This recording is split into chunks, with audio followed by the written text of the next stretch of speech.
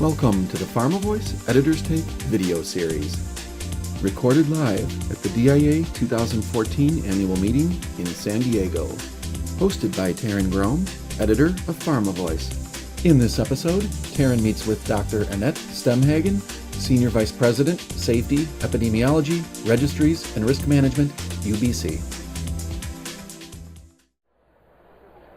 Annette, welcome to the 50th anniversary of the DIA. Thank you for inviting me. I appreciate being here. In the U.S., it takes typically 12 years for an experimental drug to make it from the lab to approval. At what point should a manufacturer start developing strategies to monitor post-approval safety and ensure that product benefits outweigh the risks? So that's a great question. I get that question very often. Sponsors need to know exactly when, and usually we say it's never too early. You don't start those activities, though, in preclinical typically. You wait until you know that you have a product that's going to go into man. But then you want to start thinking about the disease and the epidemiology of the disease. You want to think about what kinds of things might happen to those patients, and then look at who's going to be in the clinical trials and how well they're going to represent your population after the trials are over and you're actually marketing your product. Because as we know, clinical trials tend to be smaller. We certainly hope a larger number of people are going to be taking the drug afterwards.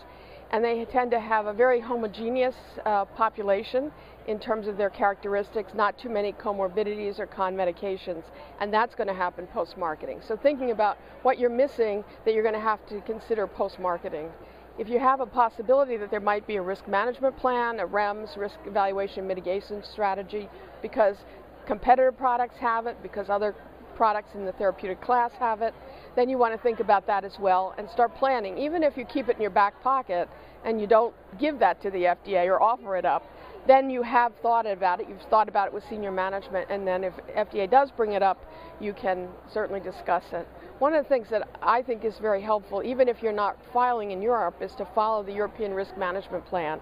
It's a great template. It talks about identified and potential risks. It talks about missing information that you're likely to have, and it really helps you think through the strategy for risk minimization activities.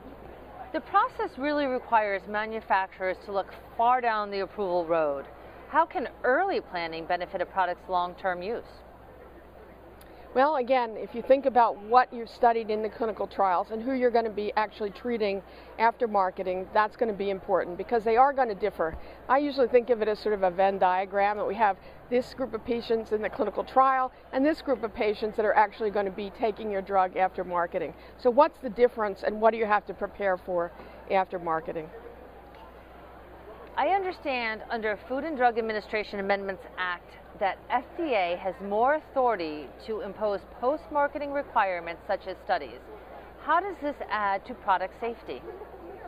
Well, that's absolutely right. The Food and Drug Administration Amendments Act, or FDAA, as people call it, has given FDA a lot more authority. Some of those commitments used to be voluntary and sort of negotiation between FDA and the sponsor. Now FDA can require it. So you'll see in an approval letter, for instance, FDA goes through a hierarchy. They say, well, can we answer the questions that are remaining after marketing with spontaneous reports? Probably not.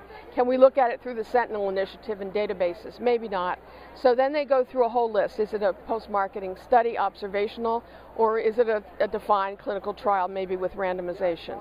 So those kinds of things are required. So at UBC we do a lot of the prospective observational cohort studies, and we work with sponsors to try to anticipate what FDA might want, and again, have them prepared so when they talk to FDA, they've got the strategy thought out. Maybe it differs from what FDA is thinking, but maybe they'll then have thought it out well enough that they can negotiate with the FDA and change the design slightly. Annette, earlier you mentioned risk evaluation and mitigation strategies, otherwise known as REMS. I understand that you and your team at UBC have designed, implemented, and/or evaluated more than 100 REMS programs. That's a huge accomplishment. Can you tell us a few lessons you've learned from your experience? Well, we certainly think it's an accomplishment. I think we're certainly among the top companies, if not top company, in terms of doing that. And we started out with the risk map days, risk management action plans, before the REMS and then REMS. And some of them are in the marketplace, some of them are in what I call the ether of FDA being reviewed, and some of them, they were contingency plans and never came to fruition, which is a good thing for the sponsors and hopefully for the patients as well. So one of the lessons learned is certainly thinking through those contingencies. What kinds of plan might you have, and what kinds of things might you anticipate the FDA talking about? I think one of the other important parts is communication and collaboration. So you really need to communicate with the stakeholders who are going to be involved in a possible REMS. FDA really expects that you've talked to prescribers, you've talked to patients, you get their assessment. Is this going to add a lot of burden to the patient? Is this going to put a barrier to access? How's it affecting the healthcare system? And those are really questions FDA is focusing on a lot recently. So you want to make sure you've thought that out very carefully and not design something that's going to be way too cumbersome. I want to thank you so much. These are fantastic lessons learned, great insights into drug safety. I so appreciate you joining us for our Editor's Take video program. Well, thank you very much for asking me. It was my pleasure. Thank you.